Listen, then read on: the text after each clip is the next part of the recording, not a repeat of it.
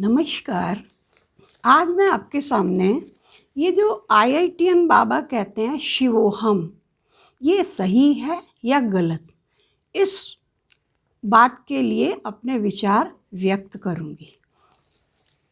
यदि हम देखें कि जो शिवोहम लिया गया है, ये एक श्लोक है पूरा, जिसको कि आदि गुरु शंकराचार्य जी ने खुद के लिए लिखा था, और उस श्लोक का ये आखिरी हिस्सा है, शिवोहम शिवोहम।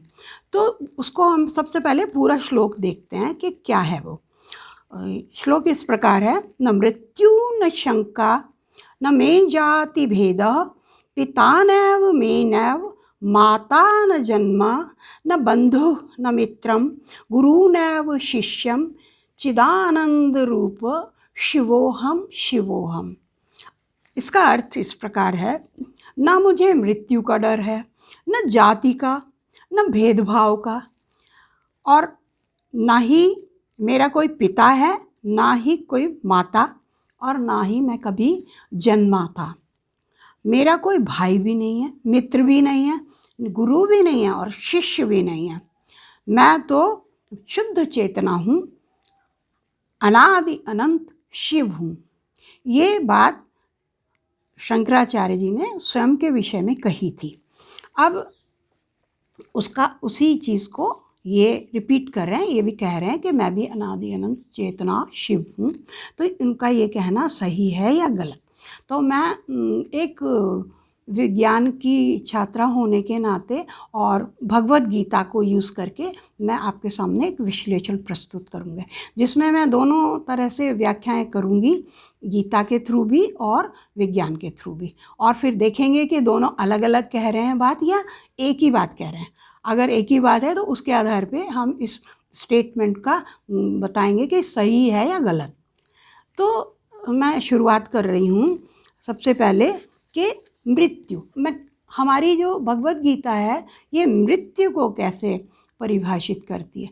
भाई गीता कहती है, पहले श्लोक फॉर्म में बता देती हूँ। वासांसि जीर्णानि यथा विहाय नवानि गृह्णाति नरोपराणि, तथा शरीराणि विहाय जीर्णानि न्यन्याति संयाति नवानि देहि।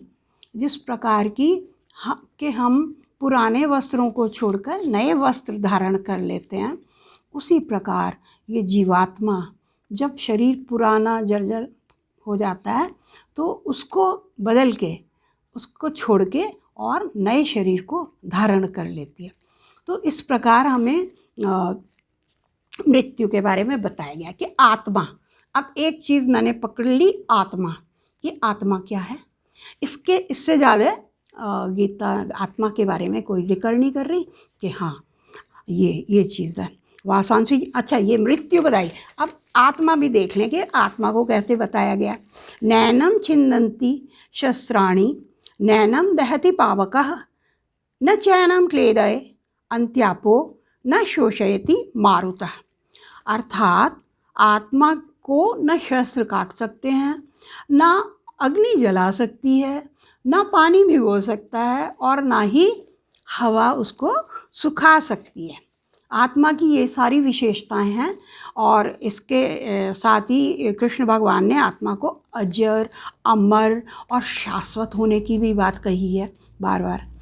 तो अब इससे ज़्यादा आत्मा के लिए कुछ नहीं बोला गया। तो अब मैं थोड़ा सा मैं अपना विज्ञान का टच देती हूँ कि जिसकी ना जन्म हो रहा, ना मृत्यु, शाश्वत है, तो ये सब, और ना आग जला सक रही है उसको कुछ, तो वो कोई भौतिक चीज़ तो है नहीं। तो भौतिक चीज़ नहीं है तो मैंने जब सोच विचार के करा तो मुझे समझ आया कि ये एनर्जी, अगर मैं बोल दूँ इसके लिए एक वर्ड, तो आत्मा, एनर्जी के ऊपर ये आत्मा की सारी विशेषताएं पूरी उतर रही हैं। तो एक चीज़ तो हमारा चलो एक हल निकला। अब परमात्मा क्या है? परमात्मा जो है, परम आत्मा, आत्मा का विराट रूप, तो लॉर्ड सोर्स ऑफ एनर्जी, उसको हम कह देंगे वो परमात्मा है। अब हम जीव जंतु क्या हुए कि एक कॉम्बिनेशन ऑफ आत्मा एंड शरीर। हम सारे जीव किस चीज़ से बने हैं मिलके? एक तो हमारे अंदर आत्मा है और एक हमारा शरीर है।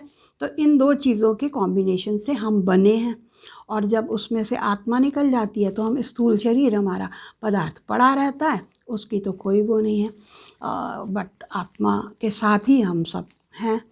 अब मैं थोड़ा सा इसमें क्या नाम, विज्ञान से मैं देखती हूँ कि हमारा विज्ञान क्या कहता है। तो हमारा विज्ञान जो है यूनिवर्स, अब मैं इसमें आपकी जो फिज़िक्स है, आजकल क्वांटम फिज़िक्स का बहुत नाम है, क्योंकि हमारी जो क्लासिकल फिज़िक्स हुआ करती थी न्यूटन के ज़माने की, उसको आगे चल के जो फर्दर स्टडीज़ हुई वैज्ञानिकों ने, जो आइंस्टीन ने और उनके बाद आने वाले साइंटिस्ट ने, प्लांक हुआ, डी ब्रॉगली हुआ, हाइगन बर्ग हुए, तो इन सब ने अपनी जो स्टडी करी उसमें न्यूटन के लॉज तो फिट ही नहीं आ रहे थे।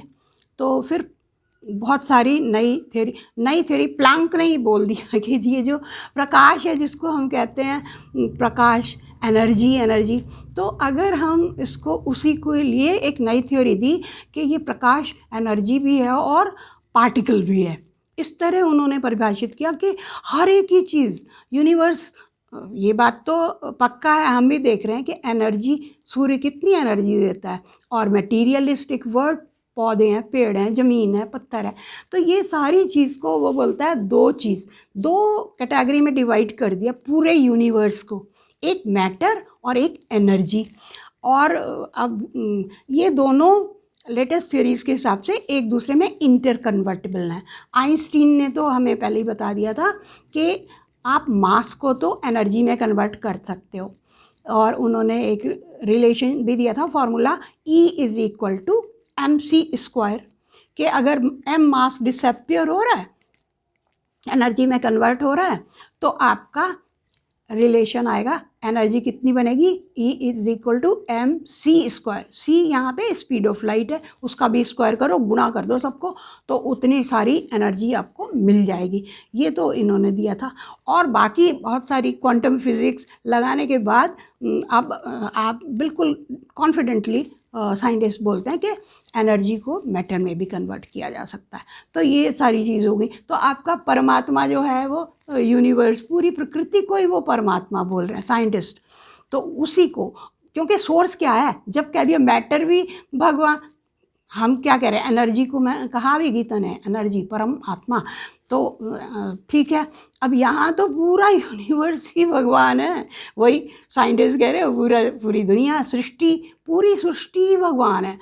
हाँ, वो एक कुछ नियमों के हिसाब से चलती है।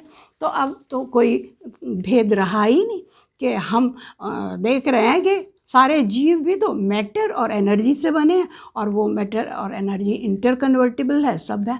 और आत्मा, अब जब हम कह रहे हैं एनर्जी और वो शाश्वत है, ये है वो है, तो उसको भी फिज़िक्स में एक बहुत ही प्रचलित लॉ है, law of conservation of energy, जो कि कहता है कि energy can neither be created nor it can be destroyed, it can only be transformed from one form to another. तो बस, तो यहाँ तो सारे हो गया, एनर्जी का ना जन्म हो रहा, ना मृत्यु हो रही, और वो ना उसको आग जला सकती, और ना उसको पानी गीला कर सकता। तो ये सारी चीज़ें हमारी एकदम एक दूसरे के सहयोग में है, कोई कॉन्ट्राडिक्शन नहीं है। तो अब ये जो कह रहे हैं IITian बाबा कह रहे हैं कि शिवोहम, यानी अभी हमने देख लिया कि आत्मा सब में है और वो है, लेकिन यहाँ पे अभी इतना बोलूँगी मैं कि ये जन्म नहीं है, मृत्यु नहीं है, law of conservation of energy बोला हमने, ठीक है। शरीर तो नष्ट भी होगा और वो भी होगा, मतलब फॉर्म भी, शरीर शाश्वत नहीं है, शरीर तो नष्ट हो जाएगा, लेकिन एनर्जी आपकी शाश्वत है। तो अगर वो बाबा कह रहे अपनी आत्मा के लिए बोल रहे हैं कि हाँ शिवोहम, तो वो बिल्कुल सही बोल रहे हैं। पर अगर वो अपने शरीर के लिए बोल रहे हैं शिवोहम, तो ये तो गलत बात है। शरीर का तो जन्म भी हुआ है, मृत्यु भी, और उन्होंने तो अपनी आत्मा के लिए बोला था, जो आदि गुरु शंकराचार्य जी ने बोला था। तो मुझे आशा है कि मेरे इस डिस्कशन से आप लोग समझ गए होंगे कि पार्टली ही इज़ करेक्ट। और अब ये किस चीज़ के लिए बोल रहे हैं, आत्मा के लिए बोल रहे हैं तो बिल्कुल सही है, हर कोई बोल सकता है, हर किसी में ईश्वर का अंश है। तो इसी के साथ ही मैं आज की चर्चा को समाप्त करती हूँ। Thank you.